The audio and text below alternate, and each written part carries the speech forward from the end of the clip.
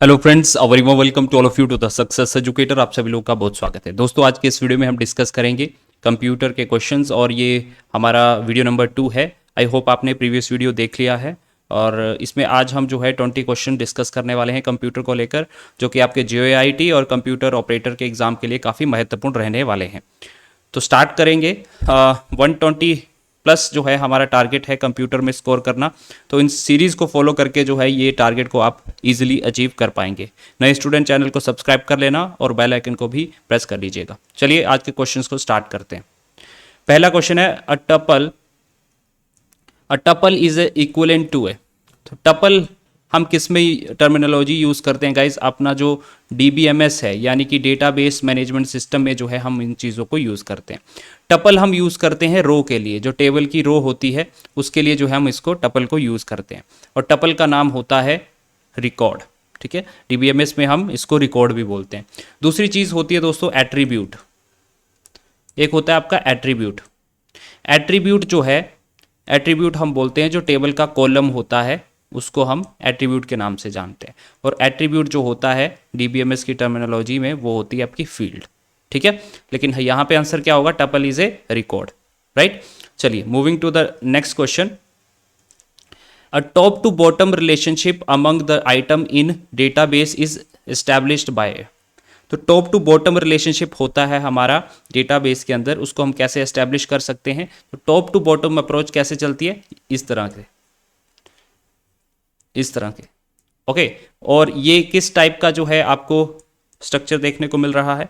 इसको हम tree structure भी बोल सकते हैं और दूसरा हेरारिकल। तो हमारा आंसर सी हो जाएगा। Hierarchical schema is the right answer here, right. अगले क्वेश्चन पे चलेंगे। The language is in application program to request data from the DBMS is refer to as. देखिए, DBMS में डेटा को रिक्वेस्ट करने के लिए कौन सी लैंग्वेज का इस्तेमाल किया जाता है? अब देखो, हमारी डेटाबेस मैनेजमेंट सिस्टम में जो हमारी डिफरेंट डिफरेंट लैंग्वेज है जिसका अलग अलग से यूसेज है। ठीक है, और यहाँ पे मैं पहले आंसर बता देता हूँ। डेटा मैनिपुलेशन लैंग्वेज इसका सही आंसर होगा। डेटा को रिक्वेस्ट या डेटा के साथ कुछ भी चीज़ें परफॉर्म करनी है तब आप DML लैंग्वेज का यूज़ करते हैं। इसकी फुल फॉर्म होती है डेटा मैनिपुलेशन लैंग्वेज। कौन कौन सी होती हैं? जैसे कि सेलेक्ट स्टेटमेंट है वो इसमें आती है, क्वेश्चन पूछे जाते हैं। इंसर्ट स्टेटमेंट जो होती है वो इसके अंदर आती है। इसके अलावा अपडेट स्टेटमेंट वो भी आपकी क्या होती है? DML में आती है। डिलीट स्टेटमेंट, इसके अलावा मर्ज। ठीक है, तो ये सारी स्टेटमेंट जो हैं ये DML का पार्ट हैं, database management data manipulation language में। एक होती है DDL। DDL होती है डेटा डेफिनेशन लैंग्वेज। ये जब भी आपने डेटाबेस का स्ट्रक्चर चेंज करना है, उसमें स्ट्रक्चरल चेंजेस लाने हैं, तब आप इसका इस्तेमाल करते हैं। फॉर एग्जांपल, आपने टेबल क्रिएट करना है तब आप इसका यूज़ करेंगे, क्रिएट स्टेटमेंट का। अगर आपने टेबल को डिलीट करना है तो ड्रॉप का यूज़ करेंगे, वो भी ये स्टेटमेंट है। इसके अलावा टेबल में चेंजेस लाने हैं तो अल्टर का यूज़ करेंगे। ठीक है, तो ये सारी जो स्टेटमेंट्स होती हैं या फिर हम बोले क्वेरीज हैं, वो यहाँ पे DDL का जो है एग्जाम्पल है। इसके अलावा DCL होता है, डेटा कंट्रोल लैंग्वेज। इसमें आपका दो चीज़ें आती हैं, एक तो आपका ग्रांट और रिवोक। ठीक है, तो परमिशन से रिलेटेड है। इसके अलावा TCL होती है, ट्रांजैक्शन कंट्रोल लैंग्वेज। इसमें भी आपकी दो स्टेटमेंट्स आती हैं, जैसे कि एक आपकी कमिट होती है और दूसरी रोल बैक। ओके, तो याद रखिएगा। तो ये जो है आपकी डेटाबेस मैनेजमेंट सिस्टम में जो लैंग्वेज वगैरह यूज होती हैं वो हैं। ठीक है, और इनसे एग्जाम में क्वेश्चन पूछा जाता है। नेक्स्ट क्वेश्चन है control of data communication deals with the. तो डेटा कम्युनिकेशन का कंट्रोल जो है वो कहाँ पे होगा? वो कम्युनिकेशन चैनल पे होता है। ऑप्शन ए इसका यहाँ पे सही आंसर हो जाएगा। इसमें कुछ एक्सप्रेशन लाइक कुछ है नहीं। ठीक है, the analysis and the designing of application system are responsibility of A. देखो, एनालिसिस और डिज़ाइन एप्लीकेशन सिस्टम का, जब आप एप्लीकेशन बनाते हैं तो वो उसे हम SDLC बोलते हैं। एक जो आपका SDLC होता है, सॉफ्टवेयर डेवलपमेंट लाइफ साइकिल, उसके थ्रू जो है अलग अलग फेसेस होते हैं जिसके थ्रू हमें फॉलो होके गुजरना होता है किसी भी एप्लीकेशन को जो है बनाने के लिए। तो उसमें दो फेज होते हैं, एनालिसिस और डिज़ाइन। तो एनालिसिस और डिज़ाइन कौन करता है? कंप्यूटर ऑपरेटर करता है, कंप्यूटर प्रोग्रामर करता है, या सिस्टम एनालिस्ट करता है, या डेटा एंट्री ऑपरेटर करता है। तो एनालिसिस और डिज़ाइन जो करता है वो करता है आपका सिस्टम एनालिस्ट। तो हमारा ऑप्शन यहाँ पे सी इसका सही आंसर हो जाएगा। Moving to the next question, which is a brief message to an operator that describes what data are to be entered. तो एक ब्रीफ मैसेज है गाइस, एक ब्रीफ मैसेज होता है ऑपरेटर के लिए जो कि डिस्क्राइब करता है किस टाइप का डेटा जो है उसने यहाँ पे एंटर करना है। तो इसका राइट आंसर होगा प्रॉम्प्ट। ठीक है, जो ब्रीफ मैसेज होता है उसको क्या बोलते हैं, दैट इज प्रॉम्प्ट। ओके, चलिए अगले क्वेश्चन पे चलते हैं। Data has to be dash before it can be converted into information. Data को हमें किस चीज़ में बदलना पड़ता है, इंफॉर्मेशन से मतलब पहले इंफॉर्मेशन कन्वर्ट करने के लिए। देखो मैं चीज़ें समझाता हूँ। देखो डेटा आपको पता ही है, डेटा जो होता है वो अनऑर्गेनाइज फॉर्म में होता है। ठीक है, वो अनऑर्गेनाइज होता है। जैसे मान लो यहाँ पे मैं 1 लिखता हूँ तो हमें तो पता है कि ये 1 है, नंबर है, लेकिन यहाँ पे ये क्या है, ये डेटा है, ये अनऑर्गेनाइज है, इसका कोई मतलब नहीं है। लेकिन जब मैं यहाँ पे 1 + 1 कर दूंगा इजिकल टू 2 इसका आंसर आ जाएगा। तो ये क्या है, 2 क्या है, ये इंफॉर्मेशन में बदल गई। 1 एक डेटा था, ये भी एक अपने आप में डेटा था, और जब इसको हमने प्रोसेसिंग की यानी कि यहाँ पे प्लस एडिशन किया, प्रोसेसिंग की, और इसका रिजल्ट आ गया हमारे पास 2, ये क्या आ गई, इंफॉर्मेशन बन गई। तो हमारा जो डेटा है उसको हमें पहले प्रोसेस करना पड़ता है, फिर हमें उसकी इंफॉर्मेशन मिलती है। ठीक है जी, तो ऑप्शन ए यहाँ पे सही आंसर हो जाएगा। नेक्स्ट क्वेश्चन है, encryption is being used primarily with. तो एनक्रिप्शन का यूज किसके साथ होता है, तो एनक्रिप्शन डेटा कम्युनिकेशन के दौरान यूज किया जाता है गाइस। तो देखो एनक्रिप्शन और डिक्रिप्शन आई होप आपको पता ही होगा। तो एनक्रिप्शन क्या होता है, जब हम प्लेन टेक्स्ट को, जो प्लेन टेक्स्ट होता है उसको हम कन्वर्ट कर देते हैं अनरीडेबल फॉर्म में। ठीक है, सो प्लेन टेक्स्ट जो होता है उसको हम अनरीडेबल फॉर्म में बदल देते हैं। यानी कि पहले ये जो टेक्स्ट होगा वो प्लेन टेक्स्ट होगा, फिर उसको हम सीफर्ड टेक्स्ट में बदल देंगे, यानी कि ये अनरीडेबल है, इसको हम रीड नहीं कर पाएंगे और प्लेन टेक्स्ट को हम रीड कर पाते हैं। तो जब हम रीडेबल टू अनरीडेबल कन्वर्ट कर देते हैं उसको हम एनक्रिप्शन बोलते हैं, और जब हम अनरीडेबल टू रीडेबल वापस कर देते हैं उसको डीक्रिप्शन बोल देते हैं। मान लो डेटा यहाँ से सेंड हो रहा है, यहाँ तक डेटा जाएगा, तो ये जो ए वाला है, जो सेंडर है, वो पहले डेटा को यहाँ पे एनक्रिप्ट करेगा, यानी कि डेटा को यहाँ पे प्लेन टेक्स्ट से सिफर टेक्स्ट में कन्वर्ट करेगा। फिर ये डेटा यहाँ पे कम्युनिकेशन लाइन में ट्रैवल करेगा, फिर यहाँ पे रिसीवर खड़ा होगा, रिसीवर होगा, तो यहाँ पे उसके पास ये डेटा पहुँचेगा सिफर फॉर्म में, लेकिन यहाँ पे जो है इसको पहले इसको प्लेन टेक्स्ट में इसको कन्वर्ट करना पड़ेगा, तभी ये रीड आउट कर पाएगा। तो एनक्रिप्शन डिक्रिप्शन जो है डेटा कम्युनिकेशन के दौरान किया जाता है फॉर सिक्योरिटी पर्पस। की verifier machine is used in controlling. तो की वेरीफायर मशीन का इस्तेमाल ट्रांजैक्शन एंट्री के दौरान किया जाता है। ऑप्शन ए यहाँ पे सही आंसर हो जाएगा गाइस। ठीक है, चलिए नेक्स्ट क्वेश्चन पे चलेंगे।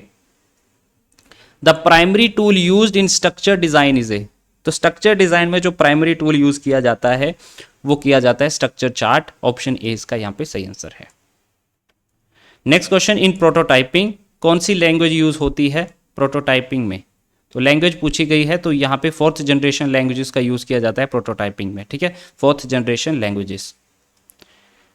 नेक्स्ट क्वेश्चन है, डीडीएल के ऊपर क्वेश्चन पूछा गया है डेटाबेस से। डेटा डेफिनेशन लैंग्वेज क्या होती हैं, ये हमने पहले पढ़ लिया है कि ये जो है हमारा डेटा का स्ट्रक्चर जो है डेटाबेस में उसको डिस्क्राइब करता है। ऑप्शन यहाँ पे ए इसका सही आंसर हो जाएगा।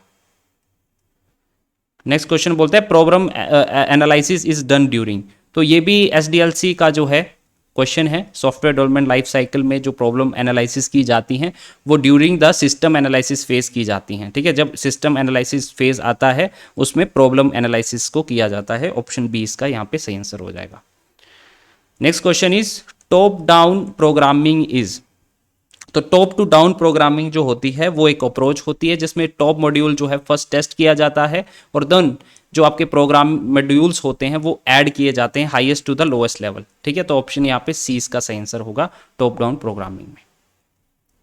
Next question is, an example of hierarchical data structure is. तो हायरार्किकल डेटा स्ट्रक्चर का एग्जांपल यहाँ पे क्या है। हायरार्किकल को हम एक और नाम से जानते हैं, हमने पढ़ा है ट्री के नाम से। तो आंसर क्या हो जाएगा यहाँ पे, option number C, that is tree.